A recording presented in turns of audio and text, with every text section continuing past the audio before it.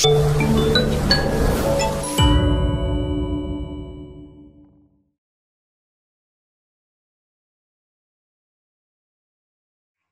gente, dando continuidade, vamos começar agora a parte do módulo 12, certo? É o último módulo, na verdade, do assunto do terceiro ano, que aí a gente depois vai estar dando início aí a questões das revisões, né? Primeiro ano, segundo ano.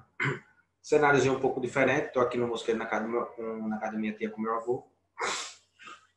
Então vejam só, deixa eu partilhar aqui, esse videozinho vai ser um vídeo curto, porque essa parte só vai ser a parte da introdução à questão dos polímeros e depois a gente vai dar mais adiante, certo? O restante. Deixa eu colocar logo minha canetinha. Beleza. Pronto, fechado. Então vamos lá. Módulo 12 do capítulo 34. Vocês estão vendo a parte de polímeros, certo? Vivemos numa era que... Já vivemos aquela era que o povo dizia, né? Era a idade do fogo, né? Idade não sei o que lá, idade não sei o que lá. Hoje vivemos numa idade que a gente é considerada como idade do plástico, ou era do plástico, certo?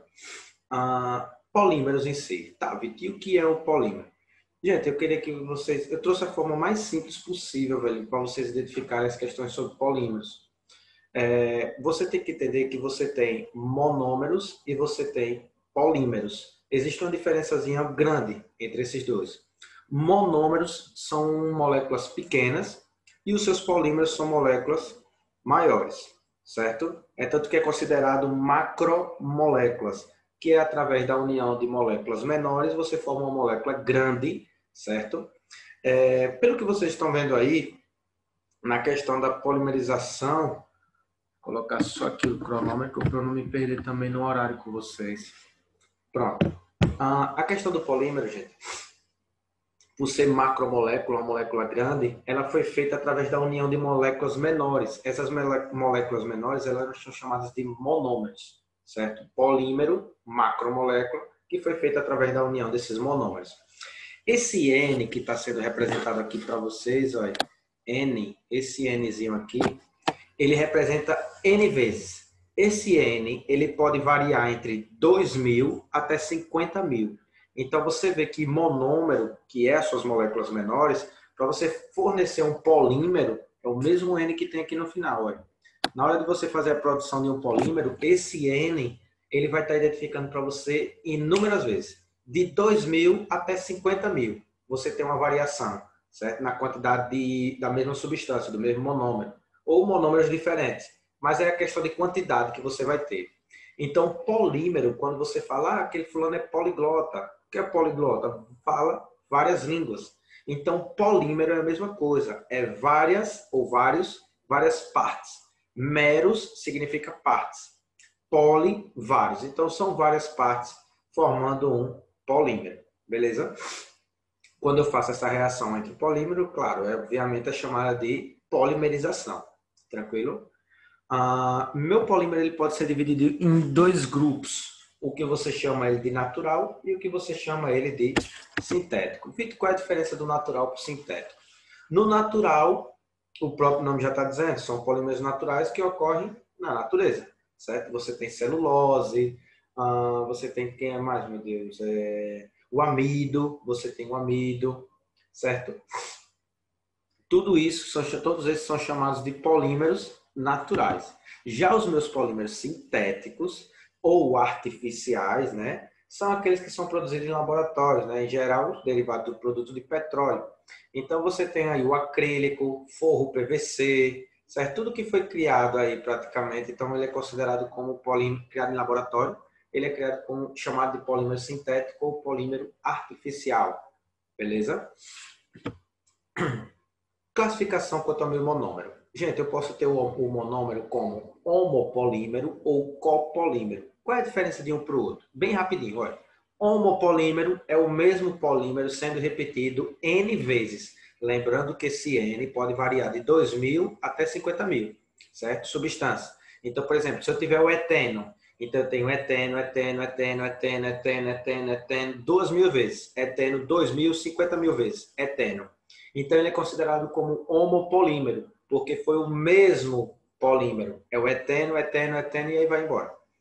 Quando eu tenho um copolímero, é quando eu tenho monômeros diferentes. Ou seja, eu posso ter o eteno, mas posso ter o cloreto de vinila. E aí eu tenho eteno, cloreto de vinila, eteno, cloreto de vinila, eteno, cloreto de vinila. N vezes. Lembrando que vai variar aí, óbvio, de 2.000 até 50.000, certo? Essa variação é muito grande. Então, por isso que o polímero ele tem uma alta massa molecular. Se tiver alguma questão perguntando para vocês, algo do tipo relação massa molecular, o seu polímero ele sempre vai ter uma massa molecular maior do que o seu monômero. Tranquilo?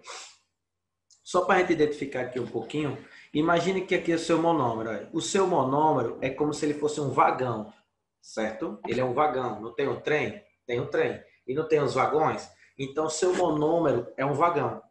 Quando você une todos os vagões, olha isso aqui, ó, todos os vagões que você une, quando você une todos os vagões, você forma aí o seu trem.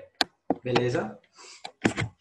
Então, o que é um polímero é a união de vários monômeros. Se o meu monômero for igual, sendo repetido N vezes igual, então ele é chamado de homopolímero. Se for monômeros diferentes, chamado de copolímero. É essa a diferença, certo? Bem simplesinho mesmo. Vamos, pode passar. Pronto. Classificação quanto ao comportamento mecânico. Veja só, eu posso ser dividido em 3. Vocês vão estar vendo aí à frente. Elastômeros, ou também chamado de borracha, certo? Então, você tem essa questão, ele pode ser natural ou ele pode ser sintético, certo? Quando eu falo em elastômeros, eu estou falando em elasticidade. Então, tanto você pode ter uma borracha sintética, certo? Formada aí por copolímeros, ou seja, monômeros diferentes, onde você vai fazer uma mangueira, correia de carro, aquelas coisas todinhas. Foi fabricada, obviamente. Você também pode ter a borracha vulcanizada, né? Isso aí a gente vai ver depois. E como você pode ter o natural, que é, por exemplo, o látex, né? Que é quando você faz aquele corte. Já passou até na televisão falando, né? Que eles fazem um corte em forma de espiral na árvore. E aí aquele caldinho, né? Não sei nem como chamar o nome daquilo. Aquele corte que você faz no tronco lá da árvore, aquele caldo, é o látex que vai caindo.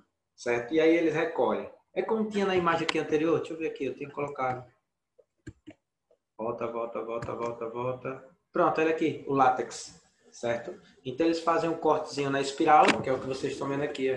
Eles fazem um cortezinho na espiral. E aí esse látex ele vai todo escorrendo e aí é capturado com essa baciazinha aí, uma cuia, né? Como diz. Próximo. Ou os meus plásticos. Meus plásticos eu posso ser dividido de 2 tipos, certo? Ele pode ser chamado de termorrígidos ou eles podem ser chamados de termoplásticos. Qual é a diferença?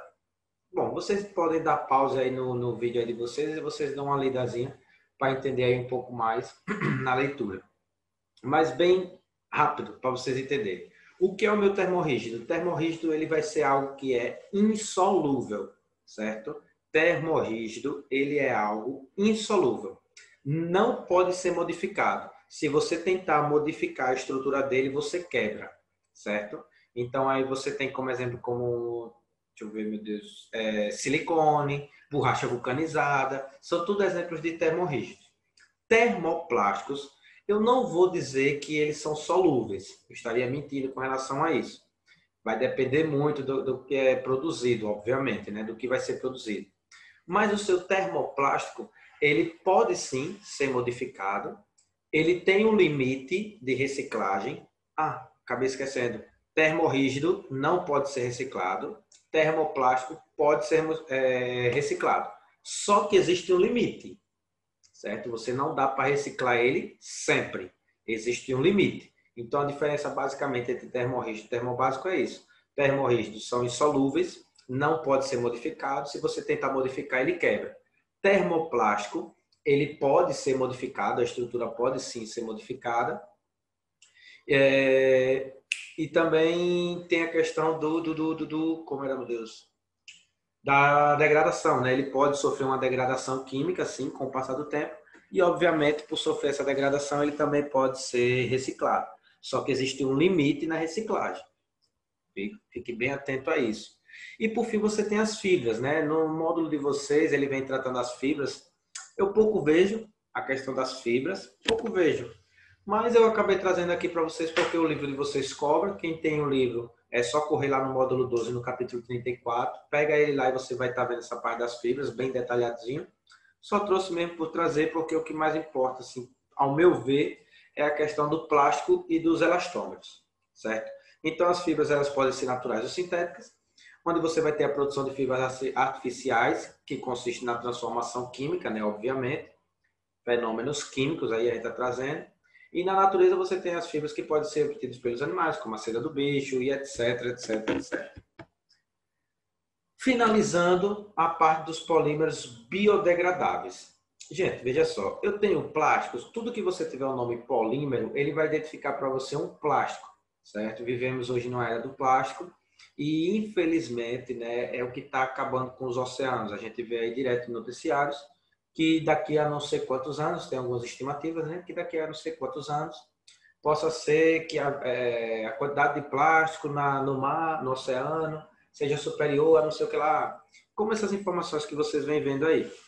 Óbvio, é um problema grande que deve ser tratado, sim, isso é fato. Tem muito ambientalista aí tentando cuidar realmente do nosso planeta. E outras pessoas que só fazem acabar com isso, né? O principal aí é o ser humano. A gente critica tanto o governo, critica tanto absolutamente tudo, mas macaco não olha para o próprio rabo, né? Então vocês assistem direto, quem tem o Instagram aí que segue algumas páginas daqui de Aracaju, vocês conseguem perceber também da galera que vai para a praia, vai Cinelândia, esses lugares todios aí, e quando saem da praia você vê a imensidão de lixo. Aquele lixo ali, o mar avança, pega aquele lixo e recolhe. E o resultado? A vida marinha, né? Então, tartarugas marinhas, peixes e etc., que acabam, né, tendo contato com esses plásticos, podem sofrer, né, alguma deformação na sua estrutura, ou até acabar morrendo mesmo, como é o caso de muitos, né? Vocês já viram, não sei se vocês já viram, teve um vídeo de um cara que estava tirando do nariz de uma tartaruga marinha grandona um plástico, velho. Isso é horrível, entendeu? Então, quando vocês saírem, velho, toma cuidado com o lixinho de vocês, certo? Quem faz isso é praticamente que está ali, né? Vamos para frente. Então, vamos falar um pouquinho dos polímeros biodegradáveis. Muito simples de entender, né, velho? O nome já está dizendo, biodegradáveis. Então, são materiais que eles vão sofrer degradação no meio, certo? Então, esses biodegradáveis, eles podem ser naturais ou também podem ser sintéticos, certo? Eles podem ser derivados de fontes de petróleo, derivados de fonte animal, né, proteínas, fontes renováveis de origem vegetal, como milho, celulose, batata, cana-de-açúcar, entre outros, né? Ou até criados mesmo, que são aqueles sintéticos, que é sintetizado pelas bactérias. Certo, gente? Então, essa é só uma parte introdutória da questão de polímeros. Depois a gente vai ver toda a etapa, polímero de adição, adição 4, certo? A gente vai ver polímeros de condensação. E depois a gente vai chegar na parte de biomoléculas. E depois a gente chega na parte de lixo, finalizando mesmo o terceiro ano de vocês. E aí a gente vai dar início à revisão de primeiro e segundo ano. Tranquilo? Qualquer dúvida, já sabe como entrar em contato, né? Deixa eu fechar isso aqui. Forte abraço e até a próxima, com fé em Deus. E saúde a todo mundo e lembrem, se alimentem bem, viu?